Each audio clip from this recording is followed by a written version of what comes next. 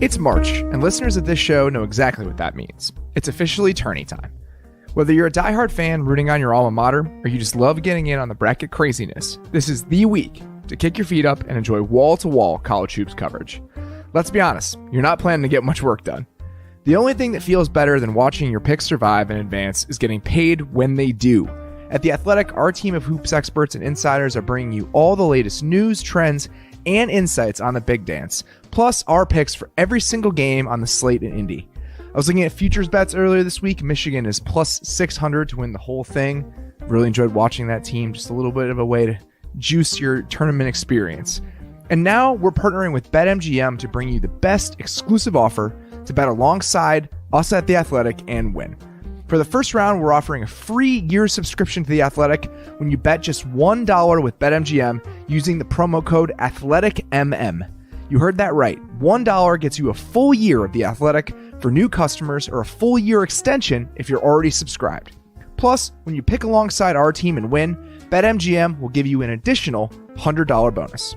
Register with BetMGM using bonus code AthleticMM and bet $1 to win $100 when any of The Athletic's picks win their first round matchup. Plus, we'll give you a free 1-year subscription to The Athletic so you can experience the absolute best coverage of the tourney.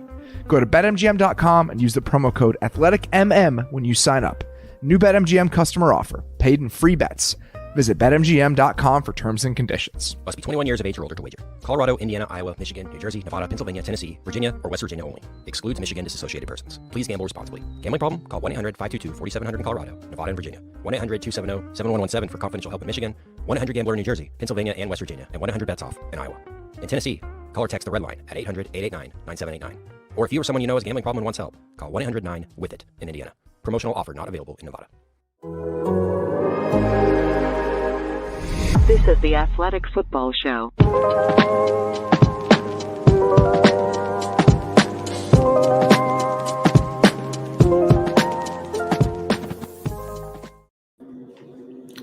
Welcome to the Athletic Football Show. We've done live playoff shows, and I've never been more excited for a live show than I am right now. Like, countdown about to begin. News breaks. I'll record the intro for the actual podcast later. So we're about to start the entire thing, and our producer Kent says, "Breaking news: the Bears just signed Andy Dalton, 1 year, $10 million." And I said, "Are you serious?" And he said, "Yes, I am." So, all right, there's no other place that we can start. I mean, obviously, it's not the most important news of the day, but it is the most. Good thing you were in a good mental state when you got that news, too, right? You were. As I was scrambling to get my computer fixed.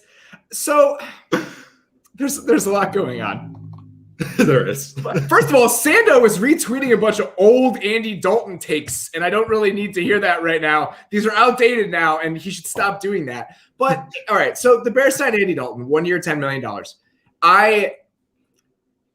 I'm on record saying that I wanted the Bears to do this last year and in the past. Some circumstances have changed, and I'll want to walk through that very quickly. When I was saying the Bears should sign Andy Dalton or make a trade for Andy Dalton 2 years ago at the deadline, I was of the opinion that the quarterback was the major problem with the offense. If they got baseline quarterback play, let's see what they can do. After getting Nick Foles last year and seeing just how hapless the offense looked when they had a quarterback that wasn't Mitchell Trubisky, and we saw some of the underlying issues that went beyond Mitchell Trubisky, I changed my thinking about how much the quarterback is the issue and how much the offense as a whole is actually a problem. That's one thing. Two, I still think when they did what they did last year with Foles, they should have signed Andy Dalton. Andy Dalton was available for 1 year, about $6 million last year. Probably would have cost more to have him be in the quarterback race for the Bears to be the starter. But even if it's $10 million last year, that's better to me than trading for Nick Foles, giving up a 4th-round pick and giving him $21 million guaranteed. So now, a year removed from overpaying for Foles only for him to fizzle out, they now sign Andy Dalton anyway, with Foles still on the roster. Yeah. And the guy who brought Foles in now, like, having more titles to his name and more power, like probably with the game planning and the play calling. Just awesome. I love the continued quarterback legacy of the Bears from a few years ago, texting after the Mike Glennon signing and then drafting Trubisky. Like, I remember that phone call with you, and then all of a sudden now here we are a few years later. We're just going to keep it going, keep the good times going. I will say this. It doesn't really matter. I mean, I don't think it really matters if Andy Dalton's the quarterback or Nick Foles is the quarterback. This is preferable to me, bringing in Andy Dalton for 1 year, $10 million over trading away a first-round pick and giving Carson Wentz $25 million against the cap. If this is the move that's going to happen, that's fine with me, because this doesn't leverage what you can do 2 years from now. It doesn't put you in a bad spot. My concern with whatever direction the Bears were going to go at quarterback was that it was going to be born of desperation. They were going to do something that Ryan Pace understood that he was on borrowed time. They're going to borrow money or picks or whatever from next year or the year after when a new regime might be there. If this is what they end up doing with Andy Dalton, that's fine. I mean, there's only so much damage that can happen by giving a guy $10 million to be in a quarterback competition with Nick Foles. I don't know if they're going to think they need to draft someone. I don't think they're really in a position to draft someone. So this is, again, the damage done by signing Andy Dalton to this contract is self-contained. And I think that's where I'm at. As long as the damage is limited, then it's not really that big of a deal in my mind. Yeah, I think as a Bears fan, this is actually kind of best case for what the situation is. I mean, there's not really a lot of avenues they could have gone down. It's just classic day late, dollar short kind of situation they have going on. I mean, the worst thing that could happen for the Bears as a franchise organization was what happened this past year, which was they were good enough to make the playoffs with 7 seeds now, but not good enough to actually be a contender. And so they talked themselves into running it back. And so now they're running it back going like, oh, we're going to do what we should have done last year and bring him in. But I mean, as a Bears fan, probably you already know what the bed you're laying in is. And okay, this is probably just another extra pillow for you to help you go to sleep when you watch Chicago this season. I mean, there was an understanding that there were no good avenues here. Outside of a crazy trade for Russell Wilson, which I don't think was ever going to happen. Oh, and I still don't think it's going to happen this year. There were no good directions for them to go. And this is fine. Of all the bad avenues, this one is an acceptable bad avenue. And if you're looking at quarterback contracts, you think about Ryan Fitzpatrick just signed for $10 million to go to Washington. Tyrod Taylor signed for a 1-year deal up to $12 million just now to go to Houston. I'm assuming that's mostly incentive-based, where if he ends up being the starter, they think they can trade Deshaun, everything else. But this is the going price for potential starting quarterbacks that are stopgap options, and it's fine. The Bears are not set up to be a good team. There are so many questions about that team.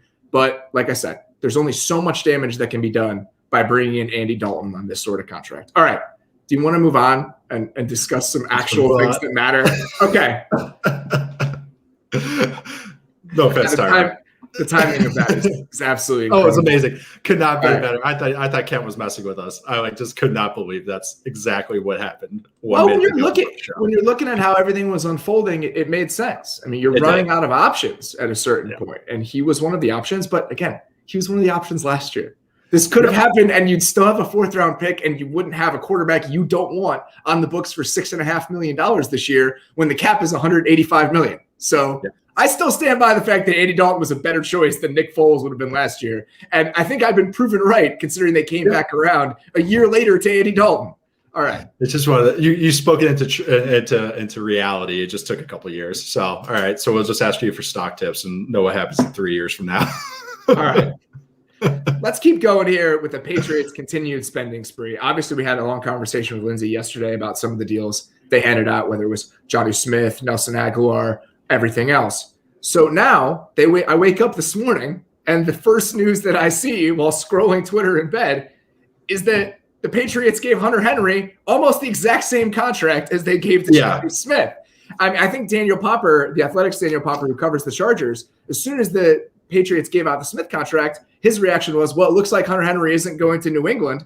Well, so much for that. So I want to take a step back before we talk about the Henry signing specifically. What is your read on what the Patriots were doing? What's your overall kind of reaction and feel for the signings and the strategy that's trickled out over the last couple of days?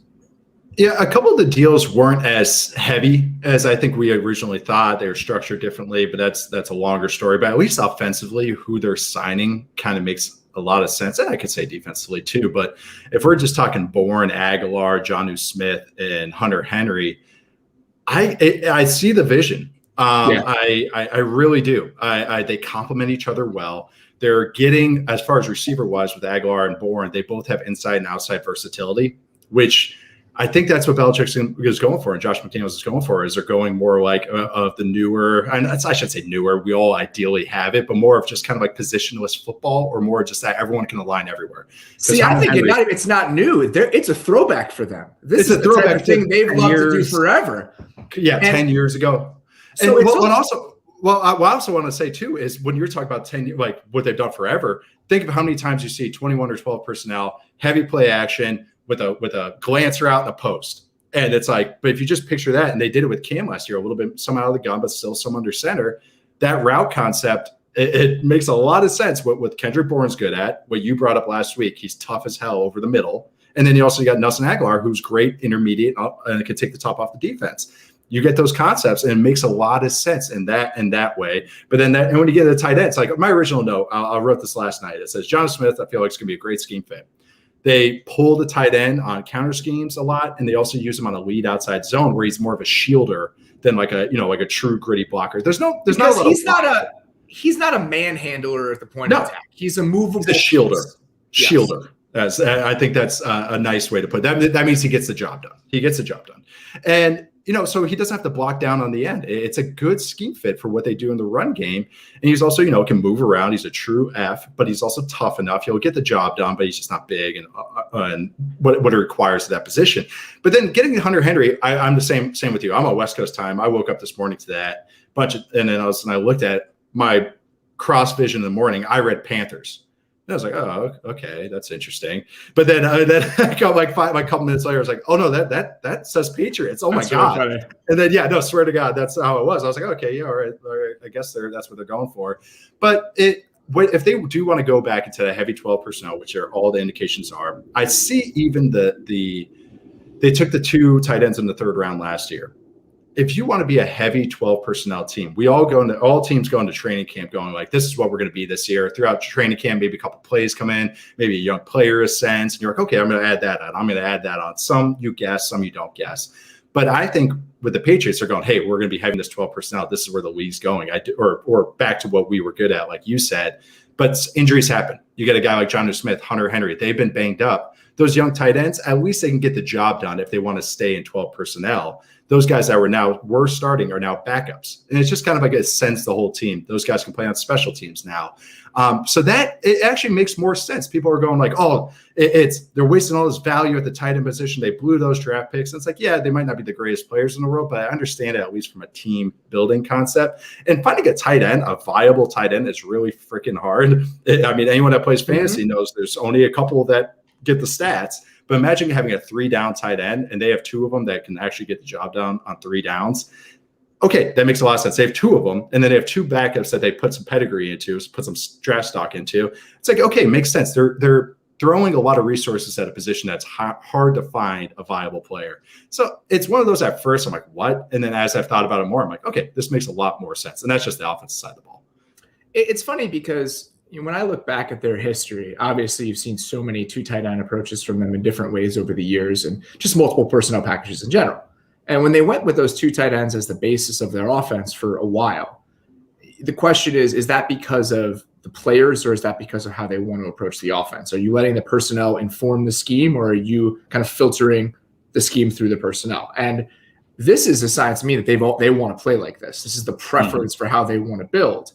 And it really does align, even if it's a slightly diminished version or a very diminished version from what the Gronk Hernandez combination was. But this is what they've always been offensively. The question is, how does it mesh with what Cam is and what the running approach is? Because they could survive. This is a familiar set of receiving personnel for the Patriots. 2 tight ends, acceptable receiving talent, guys that can just kind of line up and play. That's fine when you have one of the most exacting, precise quarterbacks in the history of the NFL, and you can live that death by 1,000 paper cuts sort of offense and matriculate the ball down the field in a pretty methodical way. Are they going to be able to be that dynamic of an offense when Cam Newton is the quarterback and not Tom Brady? How does Cam's rushing ability filter in with the heavier personnel sets that they have? I have a lot of questions. I understand the plan. I understand how these pieces fit together in a way. I guess my question is, even if they make sense, how much difference do they actually make? Like if this is your offense with a very good offensive line, even losing Tooney, you trade for Trent Brown, you still have Isaiah Wynn, Shaq Mason, Onwenu, I can never pronounce his name, and then you figure out the last interior piece. That's a good group.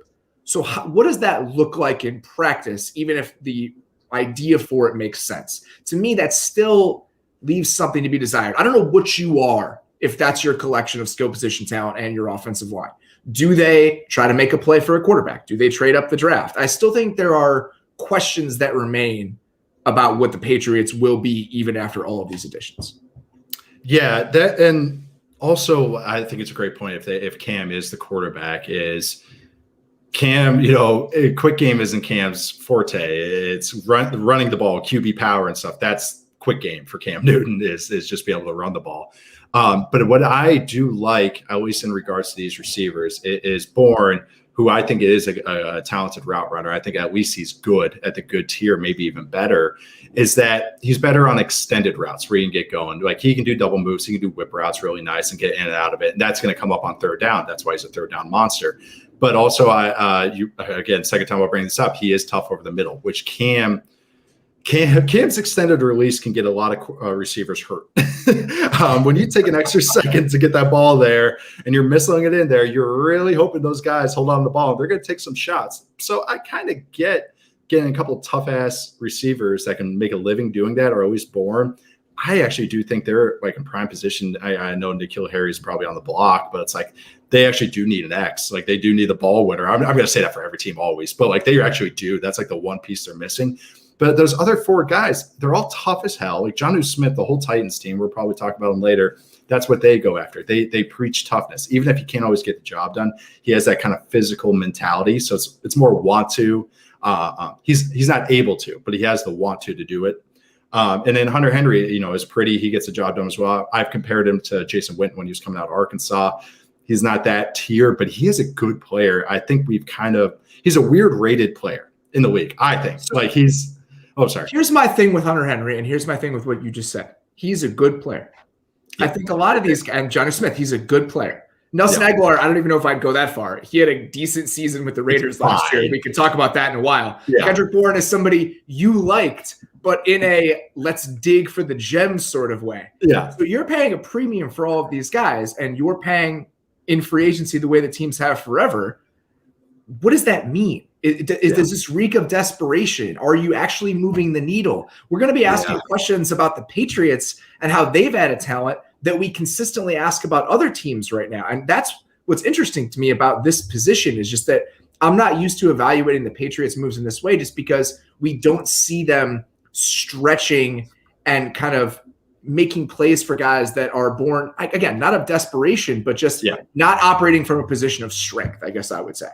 I get what you mean. It's like they're the kid at the candy store with a $20 bill going like, oh my God, and like for the first time going like, I can get this, I can get this, I can get this. And the thing was, Belichick made his name in the game in the early Patriot dynasties, because now they have like 3 eras of them. But the first iteration was Belichick was known as an extremely good pro scouter. He is very good at finding what he likes as team culture and building, and also just scheme fit of what he likes to do.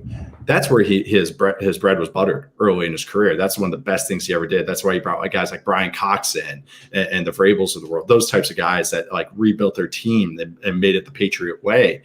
And it's kind of curious that he gets money again, and you see what types of guys he goes after. Like defensively, but this isn't Kyle Van Noy or Rob Ninkovich. He's paying $14 million a year for Matt Judon. That's the difference, is that there aren't any bargains to be found here. So even that's what's funny.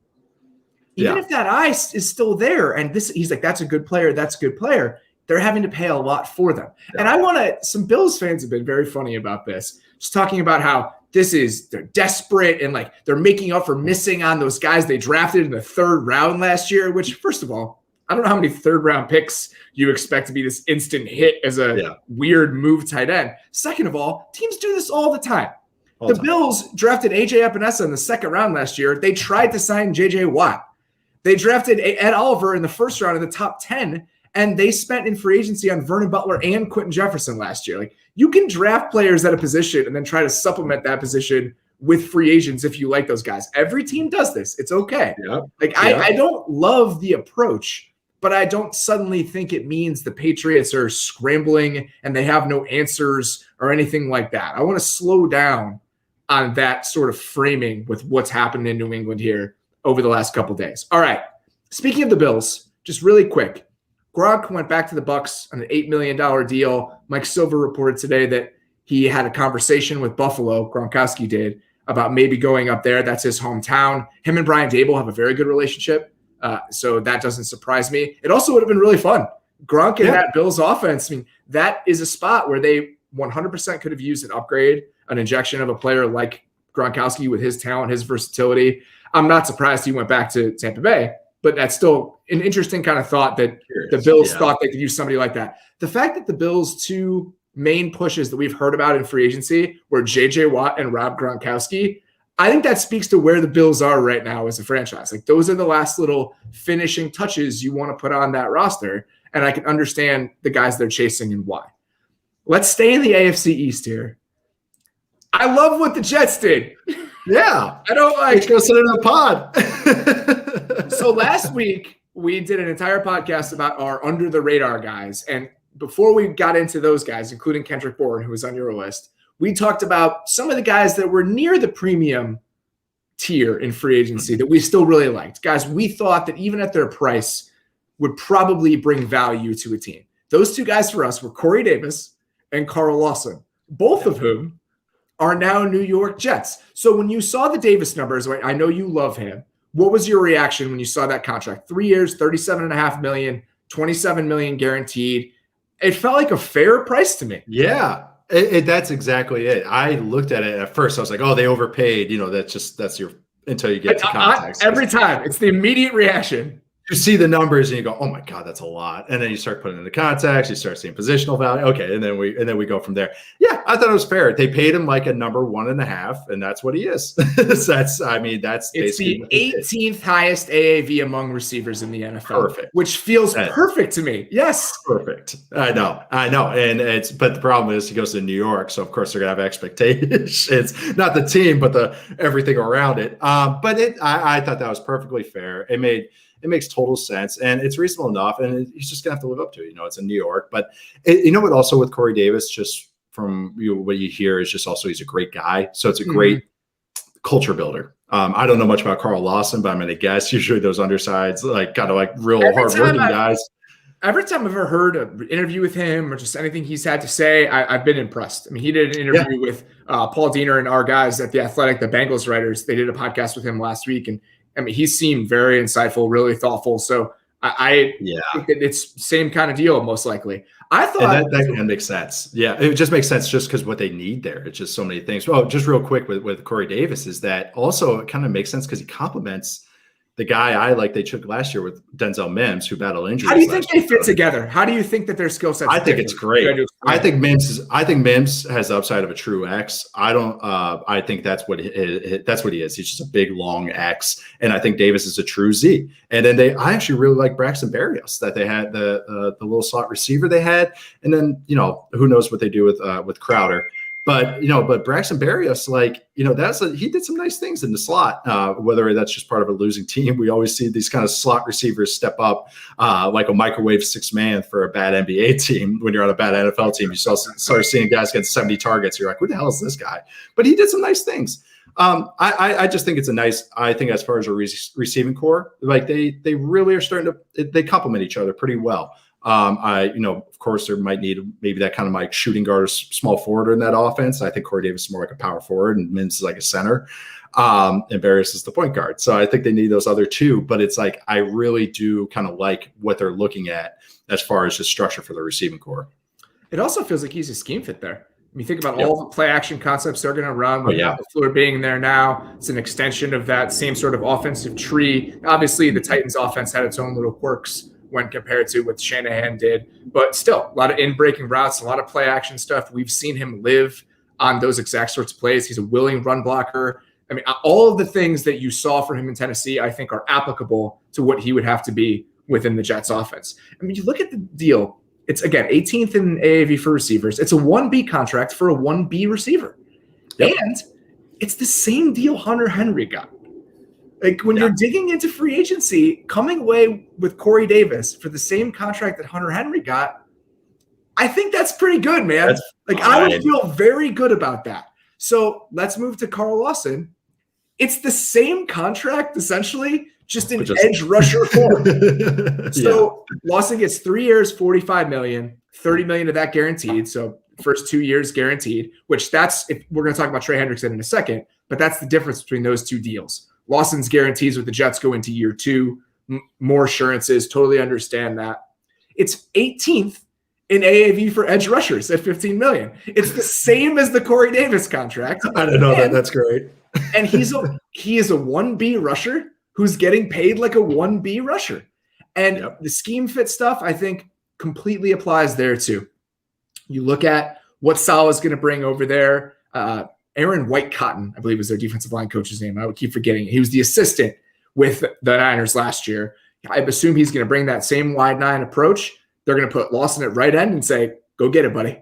Go get it. You go get it. And I love that pure pass rusher on that right side. And I love Davis as that Shanahanian outside receiver. I think it makes total sense. And I think they didn't overpay. These are reasonable contracts. And the Jets need building blocks. And it's hard to find building blocks in free agency. I think these are the two types of guys where you can thread that needle.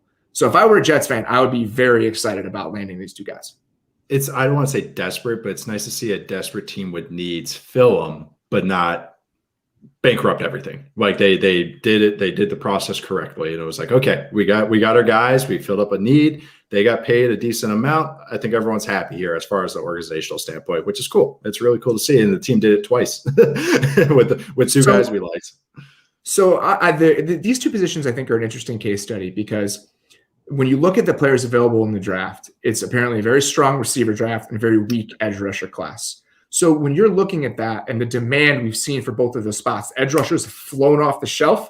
We've only seen a couple receivers signed. I think Diana Rossini reported earlier today that she was talking to a free agent receiver whose market hadn't developed. We may see more one-year deals there. So when you're in a building and you're trying to balance the players available in free agency and the guys available in the draft, do those inform one another in a direct way?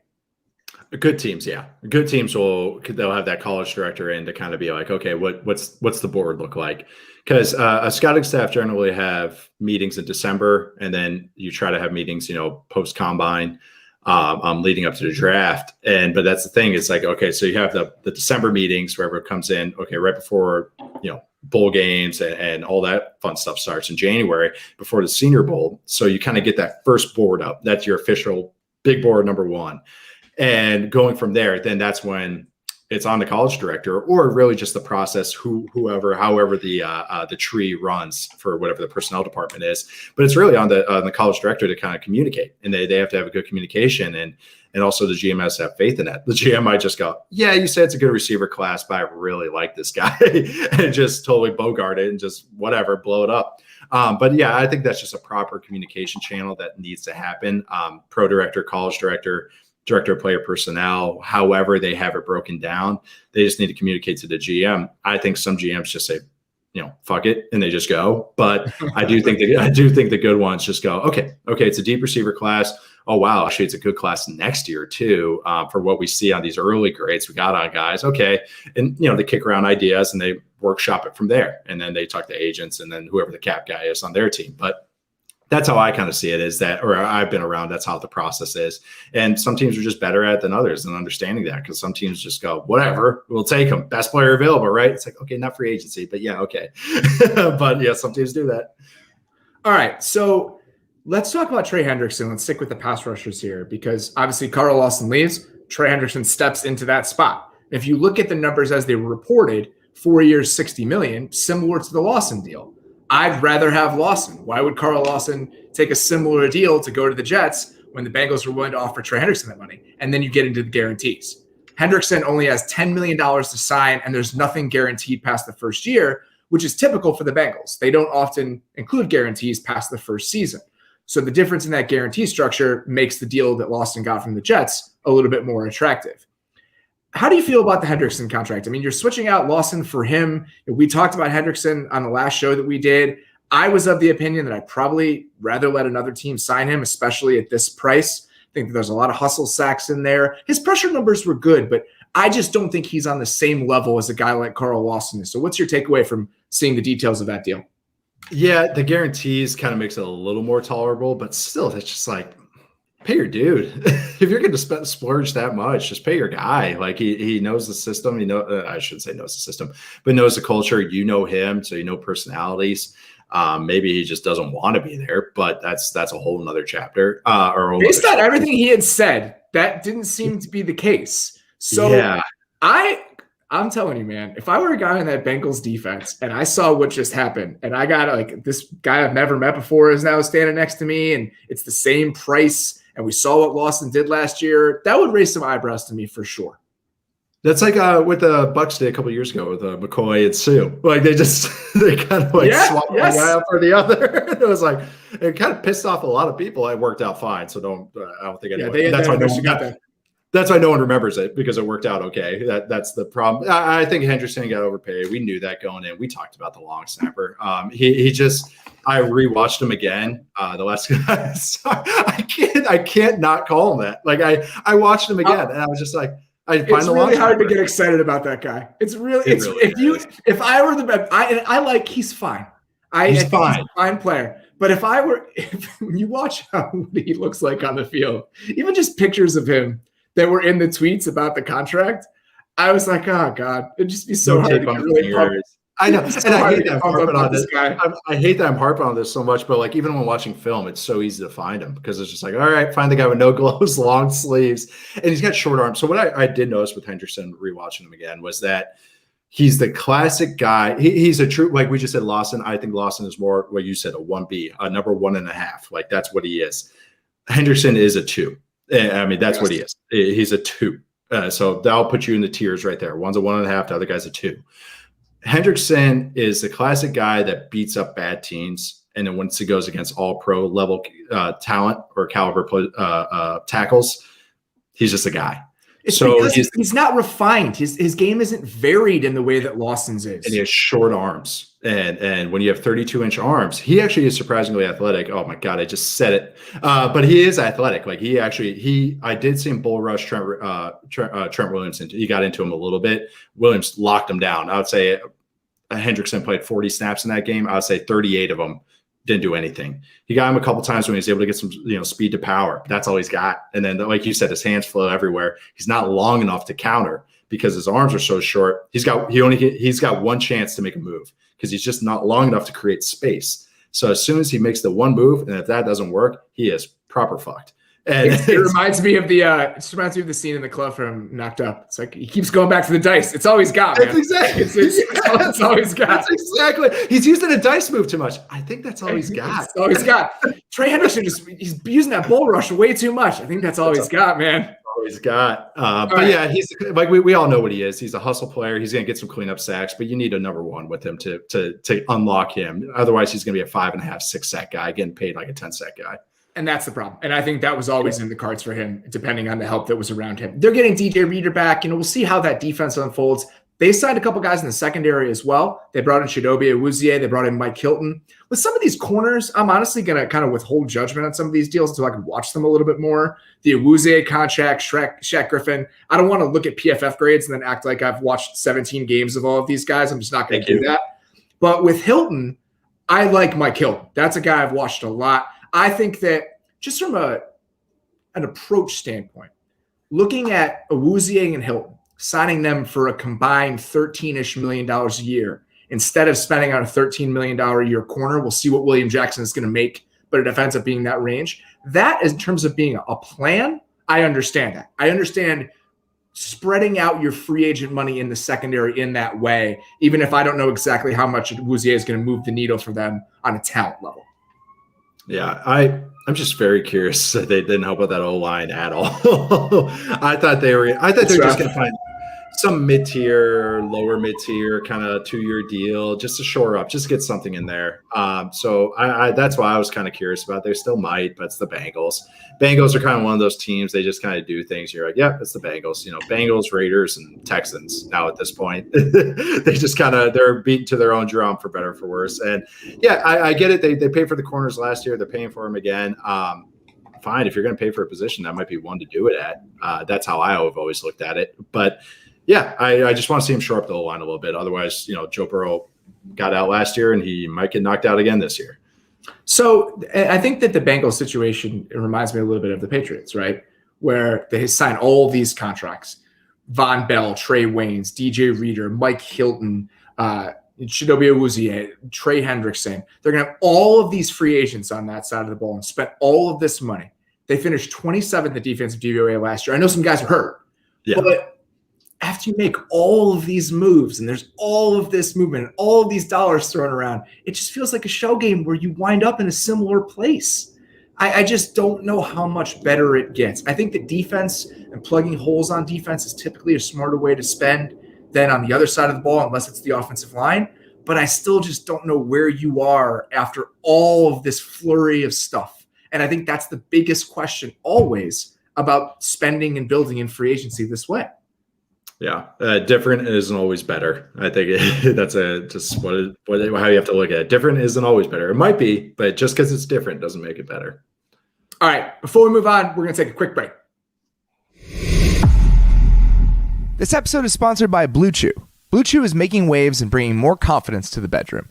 BlueChew is a unique online service that delivers the same active ingredients as Viagra and Cialis. BlueChew's tablets combat all forms of ED and can help men gain extra confidence for when it's time to perform. BlueChew is an online prescription service, so no visits to the doctor's office, no awkward conversations, and no waiting in line at the pharmacy. And it ships right to your door in a discreet package. The process is simple. Sign up at BlueChew.com, consult with one of their licensed medical providers, and once you're approved, you'll receive your prescription within days. The best part, it's all done online. So if you could benefit from extra confidence when it's time to perform, visit BlueChew.com for more details and important safety information. We've got a special deal for our listeners. Try BlueChew free when you use our promo code MAZE at checkout. Just pay $5 shipping. That's BlueChew.com, promo code MAZE to receive your first month free. And we thank BlueChew for sponsoring the podcast.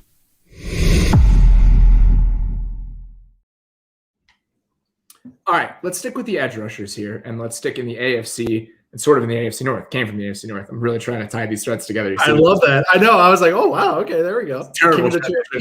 Even coming out of the break when I had 30 seconds to think about it. Bud Dupree signs with the Titans. 5 years, $82.5 million, $35 million guaranteed. Again, just the first 2 years. That's a $16.5 million a year average, though. It's a big, big contract for Bud Dupree. As you're looking at how that deal stacks up with some of the other contracts handed out to edge rushers in this class, what are you thinking? I've always been thinking of Dupree as just a good starter level player as opposed to a Pro Bowl caliber player. I think I'm just going to keep saying this because that's what free agency is. He's a good number 2. But it doesn't have to be. But it doesn't have to be. Carl Wilson was not this.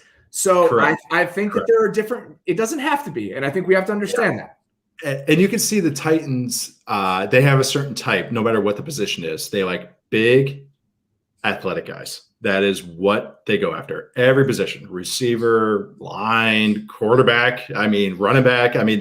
Every position they have, they want big and athletic guys. That is just what the stamp they have on all these guys. And I think he's an awesome Connie. That's what he is. He's oh my God. I literally was about to say that. I tried not to use the word literally, but literally was about to say that. I said the Titans, they have Landry, who's a solid player. I think Jeffrey Simmons is a real good player who might even ascend another level this next year into like the national spotlight. That's a solid trio with Dupree. And Dupree is what they thought Clowney was going to be for them. That's what I think what Dupree actually is. In their head, this guy pushing a pocket, a lot of speed to power, disruptive in the run game more in the sense that he blows the edge back. He can dominate tight ends and go after right tackles in the sense, as opposed to Clowney, who's more of a knifer. Like he can do speed to power. He's not bendy at all, but more of a guy Clowney likes to knife it. Like he's best when he's moving, when he's a spinner, when he can slant inside to the B gap. That's when Clowney's unlocked. Dupree is more unlocked when he can just straight rush or he slice inside, but use his size and his speed or athleticism to kind of like really make a little speed to power on every single play. And I think that's more what it was. Like if Clowney's going to get TFLs, because that's what he is. Clowney's just a big play guy. Dupree is more going to hold up for 5 straight runs, not make a tackle, but he'll set the edge all 5 of those times. And also, I think he's a guy who's going to make plays down the line of scrimmage. That's how he uses his athleticism. You're going to see him chase guys down when he's unblocked on the backside. But that's my problem. You go back, and you people that have Game Pass, or even those that don't, I implore you, go punch Bud Dupree's name in there and see every single time Bud Dupree gets a sack or a tackle or a quarterback hit, and see how many of those plays he's unblocked, because it happens a lot. And he has the ability and the athleticism to take advantage of those situations. He's really explosive. That's why he was a first-round pick. His testing numbers are crazy. And even coming off an ACL, I expect him to add that volatility to the defense in a good way. But he is not a pure edge guy that's going to be dominating in pass rush situations. And I also think this is sort of similar to the Hendrickson thing. When you go from a defensive front where you are at best the third best player and you get the attention of a third best player, and now you are the guy making the money, that's a jump. And we have seen plenty of disappointments come from that exact scenario. It's possible that they are betting on the traits and the explosiveness and what he's going to be able to do and being a chaos creator for that defense. But that's a lot of money for a guy who, to me, is not a pure dominant edge rusher. So they also signed Denico Autry. 3 years, $21 million. Denico Autry is a nice player. I think it's really funny that the Colts got him for 3 years and $18 million, 3 years younger. And that's the difference in the type of deals the Colts sign and that other teams sign is the Colts got Denico Autry at 3 years and $18 million when he was 28, and the Titans got him for 3 years, 21 when he was 31. Just like tiny little edges there, but that's the type of stuff that matters. It's funny to me, and the Titans also came out right before we started recording. They released Adoree Jackson. So you see their plan flipping with how they allocate their resources. Last year, they were number 1 in the league in cap money allocated to the secondary, and they finished 30th in defensive DVOA. So they have made a drastic shift there where they released guys in the secondary, and now they're trying to figure out on the fly how they're going to end up remaking this defense. And obviously that is including pumping a lot of different resources into the front seven. I'm talking here in this elongated way because Nate is changing out his batteries. I'm trying to stall. I'm trying to stall for a second here, but so that's what they're doing. Obviously, they thought they looked at the equation they had last year and the way that everything fit together and said, this isn't working. We have to change this up in a dramatic way. And I think that's what you're seeing with the Dupree signing, with the Autry signing. But that still leaves some holes at corner. You know, they lose Malcolm Butler. They lose Adoree Jackson now. And now they have to figure out how they're going to fill those spots. And it's not like they have a ton of resources. This is what happens. When you end up spending top of market money at quarterback, top of market money on your running back, and you have a very expensive offensive line, all of that stuff, that's how I would do it. But you're left with limited avenues to improve your defense. And that's kind of where we found the Titans in this moment. Yeah, I made the joke with when them cutting Jackson is that I mentioned before that they have a certain type that they go after, big and athletic. And I was saying that Jackson, you know, they literally just only want guys that run through walls, like not just a figure of speech. They actually want guys that can run through a wall. So I think that's why they got rid of Adoree Jackson. I think with what they have a whole bunch of number twos as far as pass rush. And Dupree, like you said, it's more he's the clean. God, I don't want to say the cleanup guy because he's not getting in there. But I mean, at least he's going to be he's going to push the pocket. He's going to do those things, like you said, run it down. But they're paying him like a number one guy. That even without dialing it up stuff, like having a game for him or anything with that, you expect him to get a sack every other week. I don't think he's going to be doing that. They're going big and athletic. They need help in the draft. I mean, they need a receiver. Defensively, it's just kind of. I don't know. We saw what a Vrabel defense looked like last year, and it was just kind of like, and that's what his defense was objectively very bad. It was not. And that's what his defense were with the Texans. The good Titans defense from 2019 was Dean Pease. This defense this past year. And good is a stretch, by the way. It was an they were like 18th or something. They were like 18th or something. They were just more disruptive. Their blitz packages were flawed, so that's why they were solid. They were a decent defense situationally. They were able to make something happen in some high leverage moments, but down, they were not that good. So Adoree Jackson gets released after his 5th-year option was picked up. That's the exact same thing that happened to Leonard Floyd last year. Leonard Floyd signs a 1-year, $10 million deal with the Rams to try to rebuild his value, has an excellent season in terms of sack production, a lot of splashy plays, and he somehow manages to turn that year into a 4-year, $64 million contract with the Rams. The guarantees have not been announced on that deal yet. I haven't seen them anywhere, so I don't want to read too much into this, but that is a very rich deal on a per-year basis for Leonard Floyd after having one great season in terms of sacks with the Rams. If you look at the underlying numbers with Floyd last year, he had 44 pressures. That ranked 28th among edge defenders. And he had the 3rd most pass rush snaps of any edge player in the league. So it's not as if the opportunities weren't there. So that's a lot of money to pay for a guy who I think was deployed in the perfect way, with a defensive coordinator in Brandon Staley who knows him inside and out. He had him in Chicago, wanted him in LA, knew creative ways to use him. He's a really strange player. I don't really know how to value him in some ways because of all the weird stuff he does, but I still think even with that kind of opacity to understanding his true value, $16 million a year is a lot for Leonard Floyd. Yeah, I thought the Rams were going to do the smart thing. Like when they let Dante Fowler go, I was like, okay, they at least know, not to overpay these guys that get the Aaron Donald bump. But they got away from that pretty quickly. I thought they were just going to keep doing 1- and 2-year rentals with these retread guys and just kind of keep, name guys, pedigree, and just keep doing it over and over. But it's in sign elsewhere and maybe get a comp pick out of it if they do it right. But Adam Dunn. We call that the Ravens. We call that the Ravens. Yeah, the Ravens. Baltimore move. Adam Dunn, the baseball player. He was Mr. 3 outcomes: home run, strikeout, take a walk. That's what the Rams are from a team building standpoint. It's like they are just home runs, true outcomes, baby. That's it. That's all we get. Hey, we're not leaving it up to fielding. We're not leading it up to someone ascending. No, we're putting it all on us. We're going to 3 outcomes. This could be great for us. It's going to suck for us, or at least we know what's happening. Like that's kind of what they're doing.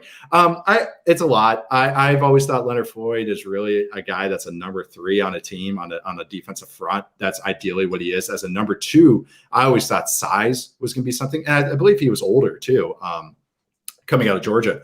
But it's one of those things where I thought size was always going to be an issue for him to be able to sustain that many snaps in an NFL pace. You just said that he has one of the most pass rushing snaps in the entire NFL, which is interesting.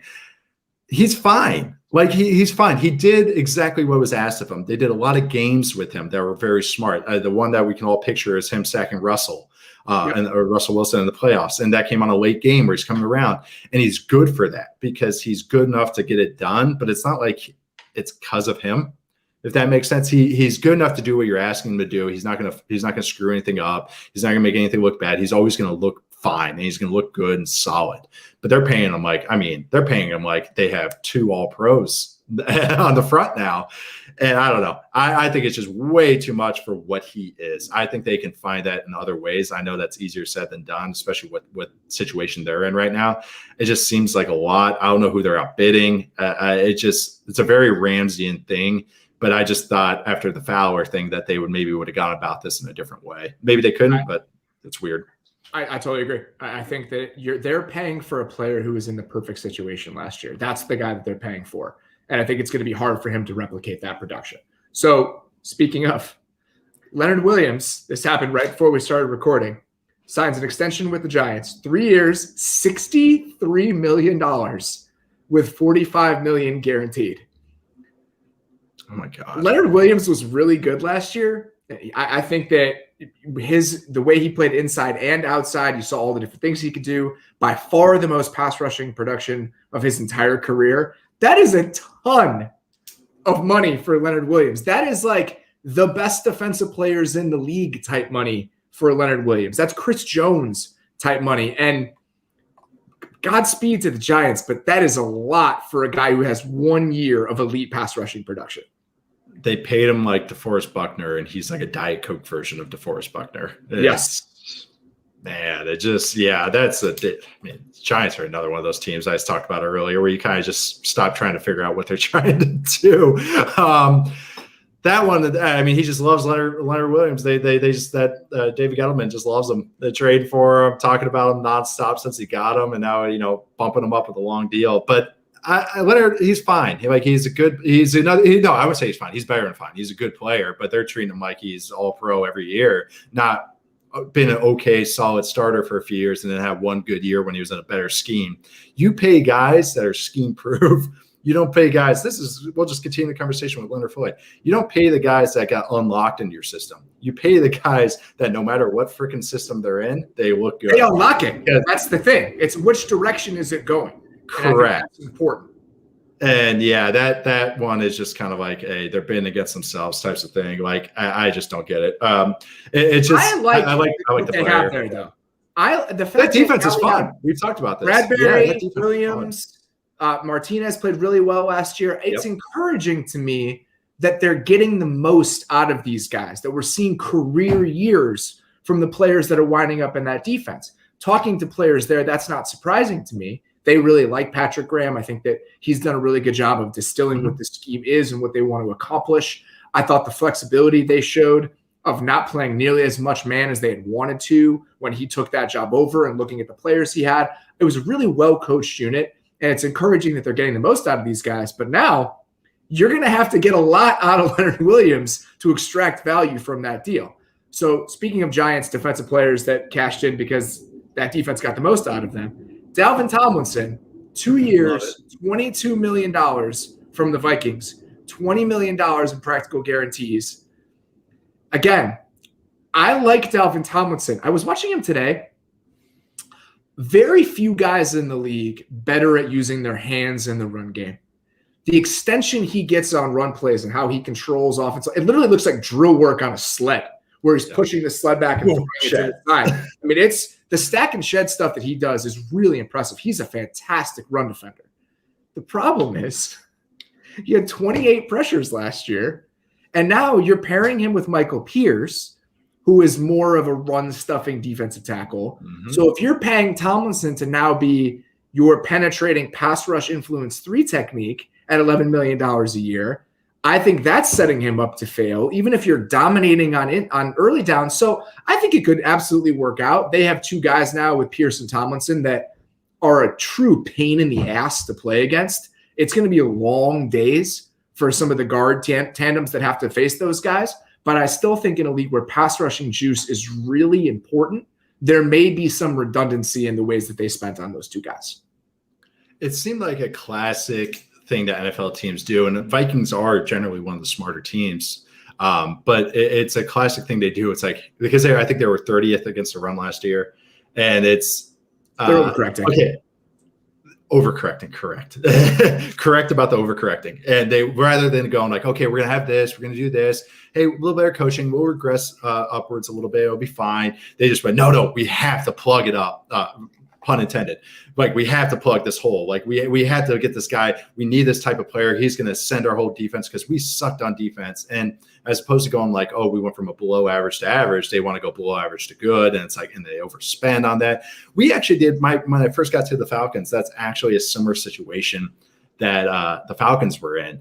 And it's that they thought the theory at the time, this was 2014, and it's hilarious in hindsight. And hilarious at the time, I was about to say, they had a theory that they're like, hey, Mike Nolan was our defense coordinator. If we shore up against the run, it's going to make passing more difficult because third down is going to be longer. And I'm not going to really say he was in charge with this whole theory. Just tell the story here. So they signed Tyson Jackson and they signed Paul Soliai. And it's like, okay, that's great. That's great. And then we already had another nose on the roster. God, Paul Soley, I totally forgot about that. Right? That entire Falcons offseason was wild.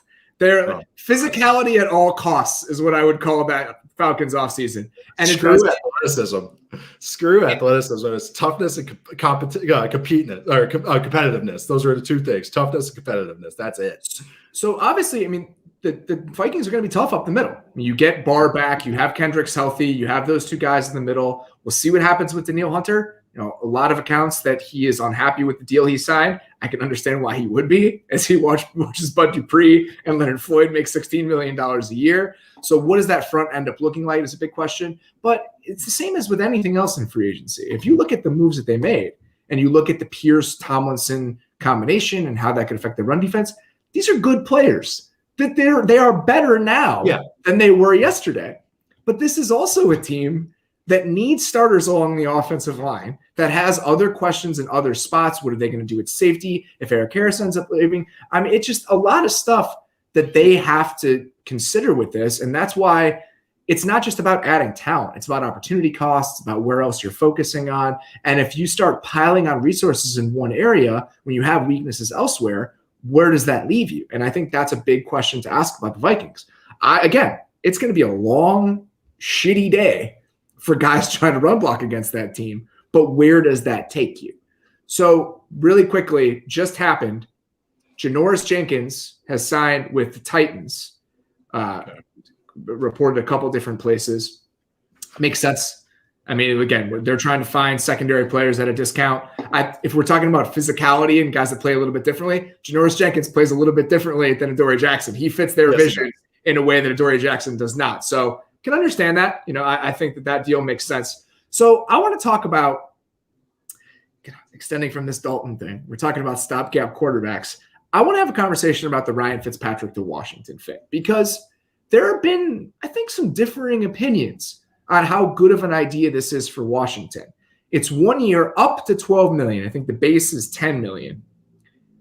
I love it. I think it makes total sense. So you agree? You think this is a smart? Oh, absolutely. Okay. Oh yeah. Yeah. I mean, as much as me and you like Heineke and stuff, it's like, I mean, they're guaranteeing themselves competence in some way. That's exactly right. We talked about a million times. It's not just thinking. We talk about competence at quarterback position to evaluate everybody else.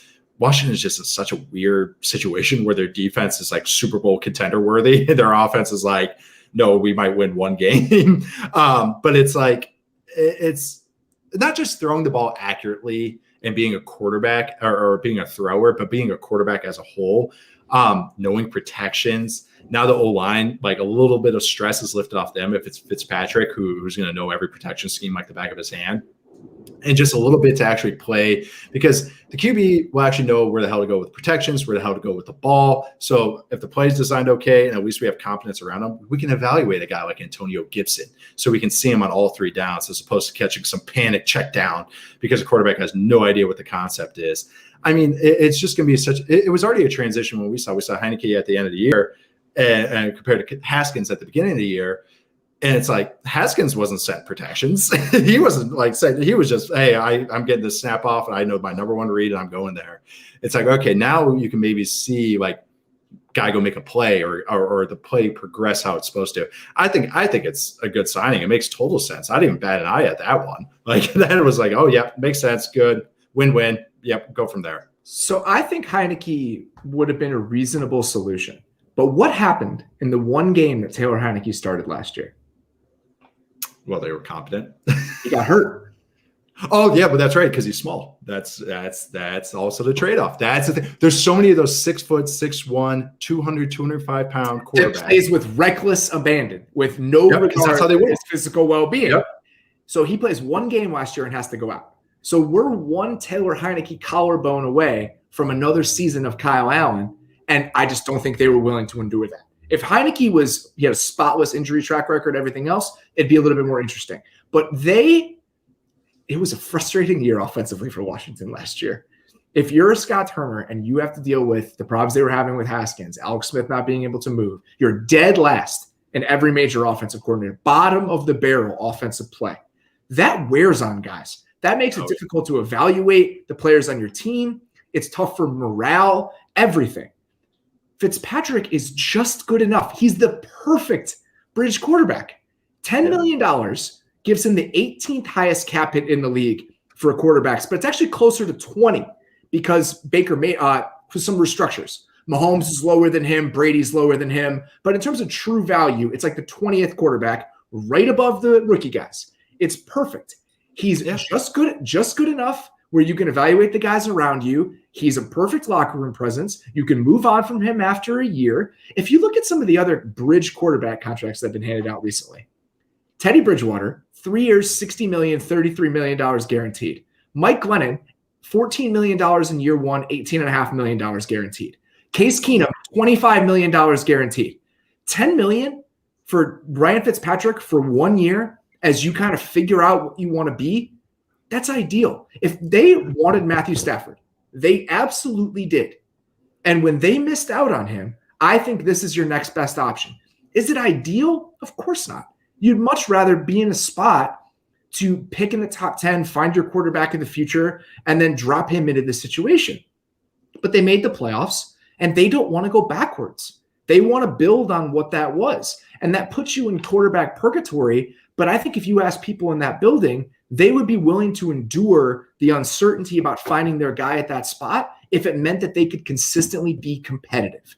And that's exactly what Fitzpatrick is going to end up giving them. He gets you over the necessary bar offensively. And I think that is what they needed this year. I don't think they needed to mortgage their future for name your option. I mean, there weren't that many of them. I think doing it for Stafford would have been fine, but where else are they going to get a quarterback this year? No. They're not, and if maybe they trade up for one, but what's that going to cost you? Do you think you're that close? I think this is a perfect way to not be in desperation mode. It's what the Bears should have done like 2 years ago, and they didn't. I love how this fits with how I see the timeline and the plan in Washington. I think it makes perfect sense. Yeah, I don't know why people, when Nick Foles got 4 years, almost $90 million for the Jaguars, and we're gonna clutch our pearls over this. So 1 year, $12 million, probably a $10 million signing. The one downside to me is he's too good, and if you're 8-8 again, where does that put you? But who knows? Maybe next year. Like, did we think Matthew Stafford would be available at this time last year? What happens next year if the Raiders are bad again? And they're sitting there being like, what do we need to do something? And maybe this time next year, they're willing to trade Derek Carr. You trade his first round pick for Derek Carr at $23 million a year, and that's an improvement for you. Again, that's not the sexiest idea in the world, but I do think Derek Carr with Terry McLaurin, Antonio Gibson, a really good offensive line, a top 5 defense, and whatever else they add in the draft at receiver, that suddenly becomes kind of interesting. Like, that is a reasonable team. So if they're going to continue to try to build this, I think that Fitzpatrick makes perfect sense for those plans. All right, let's stick with stopgap quarterbacks here. Jameis Winston, $5.5 million base, up to $12 million in New Orleans. I don't know what to make of this. It feels like it's going to be a true quarterback competition with those two guys. That's what we've heard everyone say. I think Cat Terrell said today, like, when have you seen real quarterback competitions, and do those ever work out? But I think this makes sense as a Breeze succession plan. I think Jameis can end up being pretty good there if he ends up winning that job, which for Saints fans, for their sake, I hope that's the case. It kind of reminds me of maybe not at the same level, but I mean, like the Saints, Washington, even New England, like who knows what they draft somebody, but like they're willing to kind of more spray and pray at the quarterback position, see if they can find their starter in some sort of under market way and have the competence around them, more be team building and then find the quarterback late. It reminds me, like, when my dad first got to the Vikings in the mid-90s, like that's kind of how the Denny Green Vikings were a little bit built. Like they changed their quarterback like every year or two. It went like Warren Moon to Brad Johnson. Cunningham around here, man. Randall, I know, but that's what I was about to say. That's why I don't want to compare, because the quarterback room wasn't Randall Cunningham and Jeff George. It's Jameis Winston and Taysom Hill. But same kind of thing where it's like, hey, the rest of our team and our offense is really good. We just need a trigger man to like kind of just get shit done.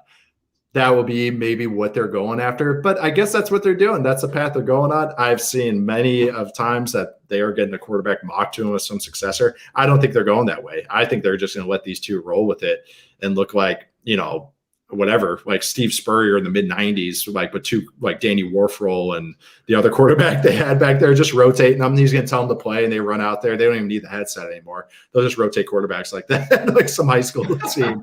But I mean, seriously, that's what they do. But it's, that's kind of, I see what they're, okay, now we've had a year with Jameis. Obviously they like him enough. Hey, we're going to another year, give him another shot. Curious if they gave him like a 2-year deal. I've been like, ooh, that's really interesting. But they pay Taysom. I think they're just counting on their culture and they're counting on everything around it, just raising the level of play, maybe, and being like, okay, what's the value of what we have? And then we go from here. But we'll see what they're doing. I don't hate it. It's just so funny how different. It's just so funny how different Taysom and Jameis are, like just as players. So it's like, I know totally different opposite types of guys. And it's fun. It's just really interesting. I'm curious what they do. I think they could be pretty good this year.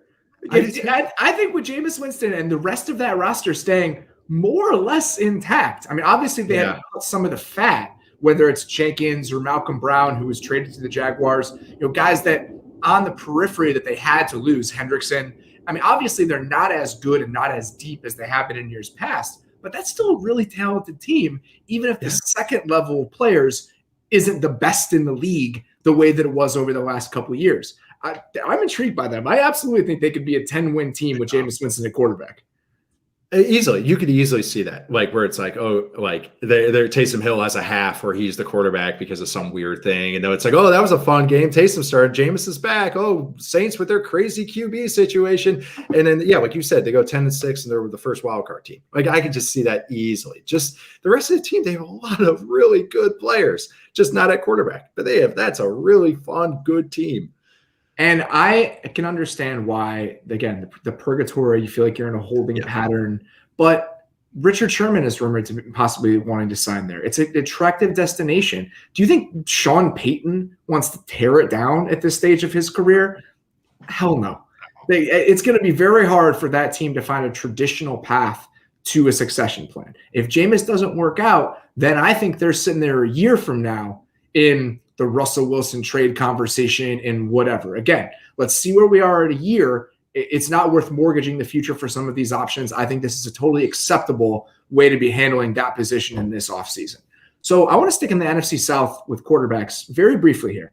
It was not the biggest news of the day by any stretch, but something I wanted to ask you about. Matt Ryan restructured his deal. So I want to say they converted $21 million into a bonus over the next 3 years, which means $7 million more dead cap in the next 2 years. That puts his dead cap hit in 2022 at $40 million, which the cap space is more valuable now, right? Because of the depressed cap. If you assume it's going to go up, maybe we're in a position even as early as 2022 where you can absorb that $40 million hit if you want to move on from Matt Ryan. But this now feels like a situation where is quarterback at 4 as good of an idea or as likely as we thought it was 2 weeks ago? I'm keeping an eye on this because in my mind, they wouldn't do anything to that deal because they didn't want to push any money into future years if they were going to move on from him. Now it's like, all right, now I'm watching that. Now I'm a little bit more intrigued by what the succession plan is there and if they are dead set on quarterback at 4 because they're a unique opportunity to draft one.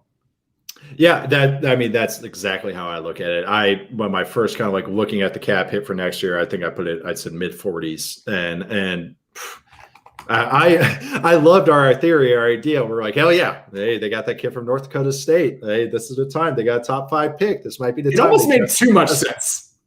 Right? I know. Maybe they listen. They're just like, no, we gotta be hipsters. We can't do that.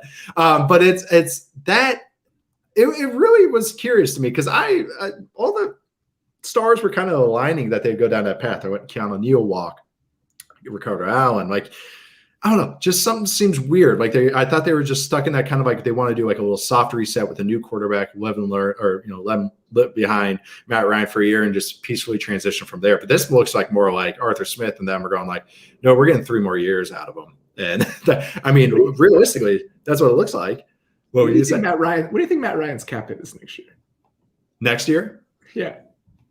After the 48. 48.7. Whoo! Just kicking that can. Just kick it down the road. Hey, the Saints way. They got a Saints GM there. They know all about it. I am excited about what the Falcons offense could look like. I don't mind a plan of trying to see what you have in Matt Ryan for the next couple of years with that supporting cast. Again, I think they're in a unique situation now where they're too good to be picking 4th overall, and they might jump on that opportunity because let's look at the Saints. Let's look at the Colts. Let's look at what Washington may have to deal with, what Chicago's dealing with right now. It's not fun. If you have a chance to avoid that, even if you have a guy like Matt Ryan in place, I would jump on that chance. But it's possible they sat there and looked at it and said, we can win as currently constructed. Let's commit to this formula. And if they end up doing that, then they end up doing that. Yeah. So they had a point differential of an 8-win team. That's what we got to remember, or a 7 and change win team. They were just extremely unlucky and had some bad losses earlier in the year.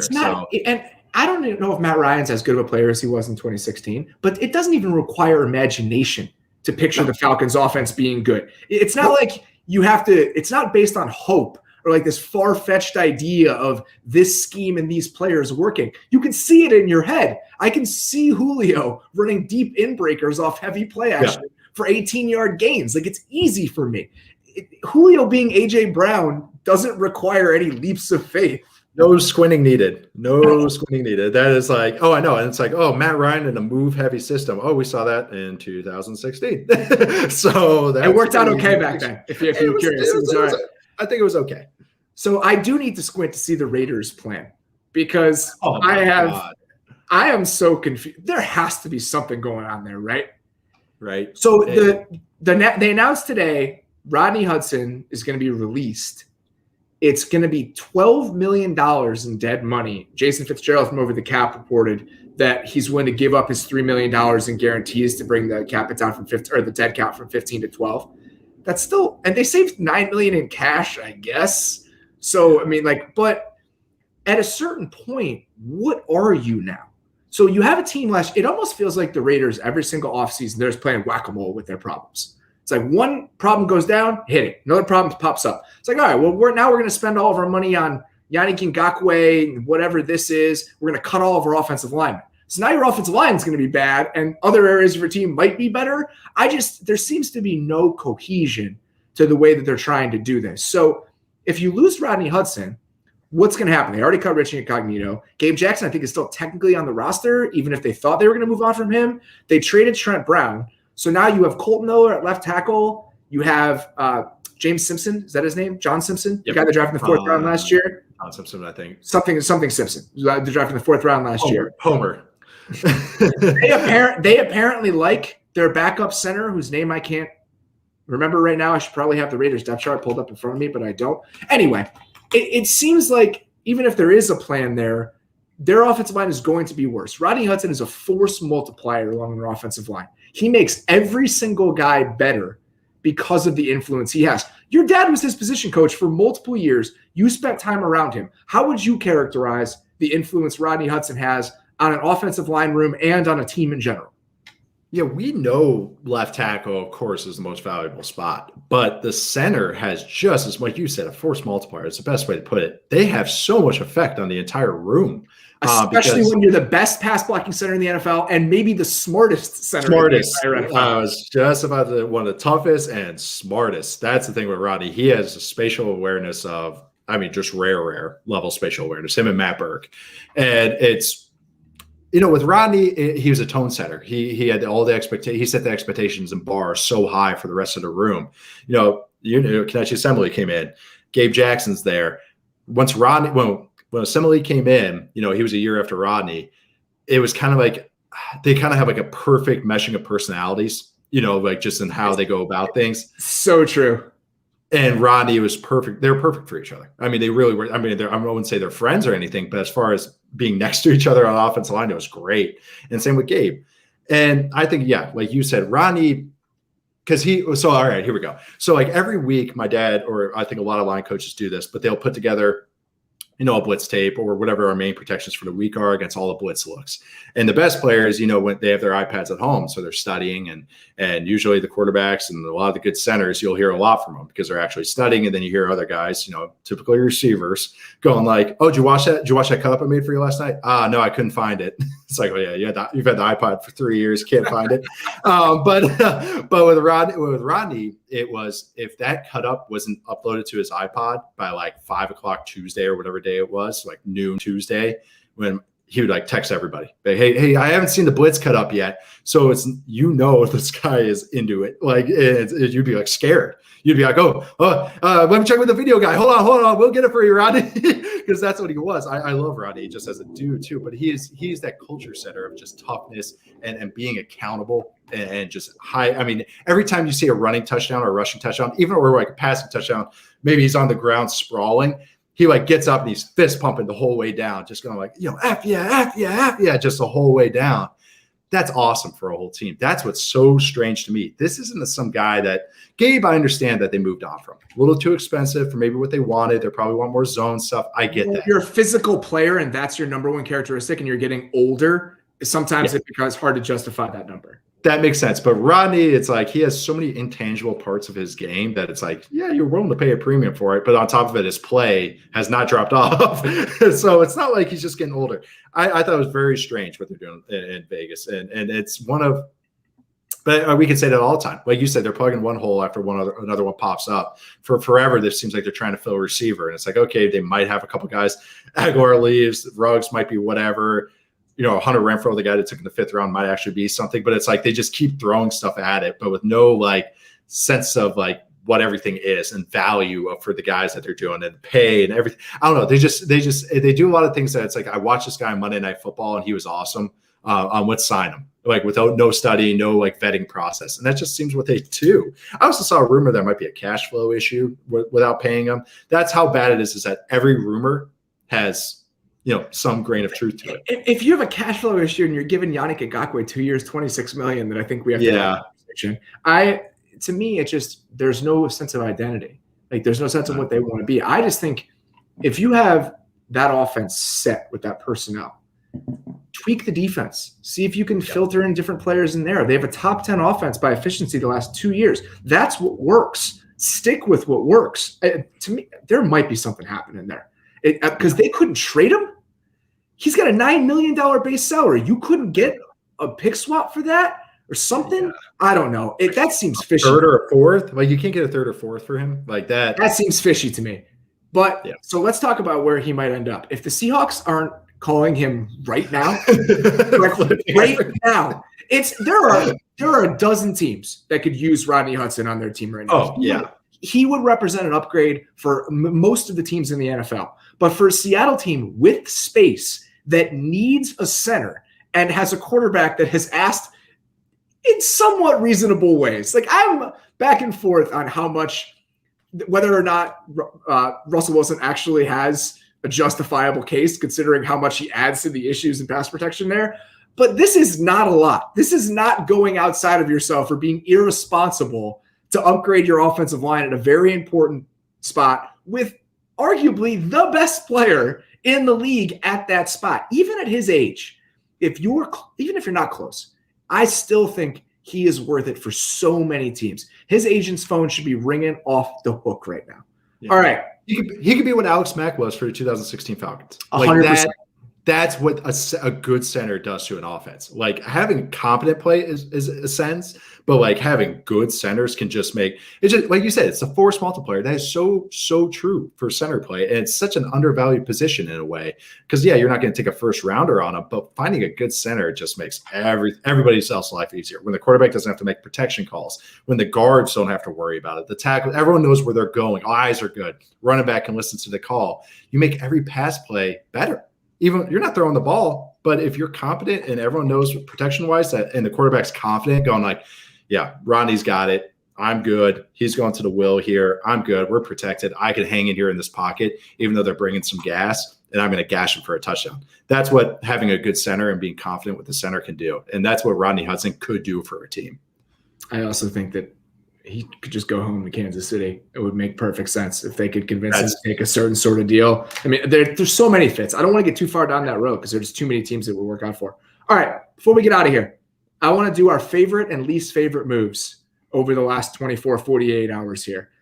What is your favorite signing that you have seen so far in free agency? I'll go. Okay, honorable mention. By the way, none of these are official yet. So I guess during the tampering period, what is your favorite rumored signing that you've seen so far? Rumored signing? Yeah. It's like clean embezzlement. It's just an oxymoron. But I would say just number one, I did like the Kevin Zeitler signing with the Ravens. I just thought, they went 1 year without Marshall Yanda. They're like, never again. And I know Zeitler's not to that tier, but they're like, no, we want confidence. But actually, the signing I really liked was Marcus Golden on the 2-year, $9 million deal with the Cardinals. That's a great one. That's a really good one. I just think that is like the amazing deal. Fair value for a guy who's damn productive. Yeah, he doesn't get the sack numbers he has, but always generating pressures. And now he's the singles and doubles hitter, and he's getting on base. And then he has a nice rotation with Chandler Jones and J.J. Watt. They could do some shit with that, and I just think that's a hell of a signing. I really like Missouri Tiger, Marcus Golden. How many D linemen are from Mizzou though? They had a run there where it was like Kuligowski, man, he was a fantastic defensive line coach. Alden Smith was there. Wes Smith was there. Yep. They had a even really Shane good Ray run were picked. Yep, Shane Ray was the first round pick. They had a great little run there. So a big Marcus Golden guy. I think that's a really good one. Zeitler was on mine. 3 years, $22.5 million. If you're getting Kevin Zeitler half of what Joe Thuney signed for, that is the definition of We're good. Like that's exactly the type of move that you would want to make. Plug and play guy. I loved that one. And I liked Matt Filer going to the Chargers on the same sort of deal. 3 years, $21 million. It's 18th is the sweet spot here. It's the 18th highest cap hit per year. Or it's the 18th highest AAV for guards. And that in free agency, if that's the range you're shopping in, I think that's okay. It's right above that like Mark Gawinski extension that he signed with the Colts, which that's an in-house signing. Lane Taylor was in that same range. So you're essentially signing that type of contract and paying a premium because it's a couple years later and it's a free agent. You can live with those deals every single time for a reliable starter at a position of need. That's exactly what he was for the Chargers. Zeitler was on mine, and I love John Johnson. It's an expensive deal. Yeah. $11 million is like, it's not a cheap deal. If that were $8 million a year, I think you could love it a little bit more. But I just think they love that he was a captain of the Rams at like 25 years old. I was going to say he's 25. Even if you have questions about his traits and all the different things he can do and whether he's a guy that moves the needle in terms of his physical ability, I just think that having a guy you really like and knowing what sort of locker room presence he is and just how smart he is, all of that stuff, it just takes one of those layers of risk away. And that's exactly what he feels like to me. I just think that he's going to be a foundational culture piece for their defense because they do need to rebuild on that side of the ball. All right, least favorite moves. Let's end on this note before we get out of here. What's your least favorite one? For most favorite, I actually thought you were going to say Jason Verrett for that 1 year deal. But that's obviously that's great value, but like a 1 year deal for a 30-year-old. I know, that's kind of cheating. I would say least favorite, and we've kind of talked about all my least favorite already. Really, number one is cutting Rodney Hudson. But I would say actually my least favorite move is the Leonard Floyd contract. It just did not make sense to me. I just think that's a weird overpay for maybe you have Aaron Donald, you have your ace in the hole. This is where you can find the other value. I get they're kind of all in with how they're structured, but I don't know. I just think it was unnecessary where they could find maybe a player on the cheap that could probably do some of those very similar things. The other ones, I said just the Bengals in general. But yeah, it's just, but I also say that. And the last one, if I were going something we haven't talked about, I didn't really like the Roy Robertson Harris signing. I just thought it was strange by the Jaguars. Everything the Jaguars were kind of doing is a little. We didn't talk about the Jags. We'll have an extended conversation about them relatively soon. I want to go back and watch more of Shaq Gifford and Rayshon Jenkins and those guys before I throw out a lot of opinions about defensive players from secondaries I haven't watched extensively. So that's going to be something for down the road. Mine, same kind of deal. The pre-signing, I think, is up there for me. It's right there with the Leonard Floyd thing. You're going to have a hard time recouping value from that deal. Yeah. Two of the other ones, and this is more about the types of deals that get handed out in free agency. Nelson Aguilar and Ronald Darby were available for nothing last offseason. Nothing. Aguilar signed for $1 million to go play for the Raiders. He had a decent season. And I don't know what the exact numbers are there. I think it's up to $13 million. We'll see what the incentives is, whatever. Even if it's $9 million, that is a ton of money for a guy who was available for nothing last year. The same goes for Darby. 3 years, $30 million after he was essentially signed for nothing by Washington. Those deals are typically misguided. You think back to what Robert Quinn was for the Bears after he was available for absolutely nothing to go to Dallas. He has a good year, signs a monster contract, and then we're sitting here thinking, why would they give out that deal? Why? Those types of moves are typically treacherous in free agency. Look back not only at what happened the year before, look at the history of the player, what he's done, how replicable is this, what were the circumstances, everything else. So I think those two are ones that I would keep an eye on because, again, I just think it's going to be hard to extract value out of both of those contracts. All right, buddy. Anything else you want to hit before we get out of here? I think we covered it. I think we're good. All right. Well, happy Andy Dalton Day. Happy Andy Dalton Day. The Bears' Super Bowl chances went down after signing Andy. You're kidding. They went from 40-1 to 50-1. This is your D-Day. The Bears can't hurt me anymore.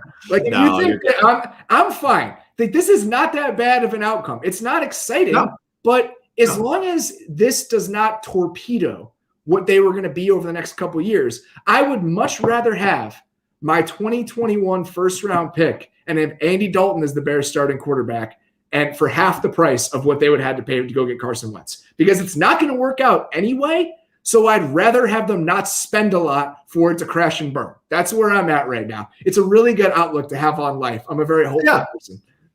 Love it. Right. I love it. I'm a Mariners and Timberwolves fan, man. I know it. just bide my time until this is over. All right, guys, thank you very much. Please go rate and review the podcast on your podcast platform of choice. This is more for the audio folks tomorrow than you people staring at me right now. But please go do that. I would appreciate it. Please subscribe to The Athletic. We have an amazing deal going on right now. It's $1 a month for the football coverage that we're doing. Just an endless stream of stuff. Sheil, who is going to be on the show tomorrow, is doing constant updates on the free agent signings. It's indispensable work. So please, theathletic.com/football show. Please go check that out. We will be back tomorrow with Sheil. Really appreciate you guys listening. We'll talk to you later.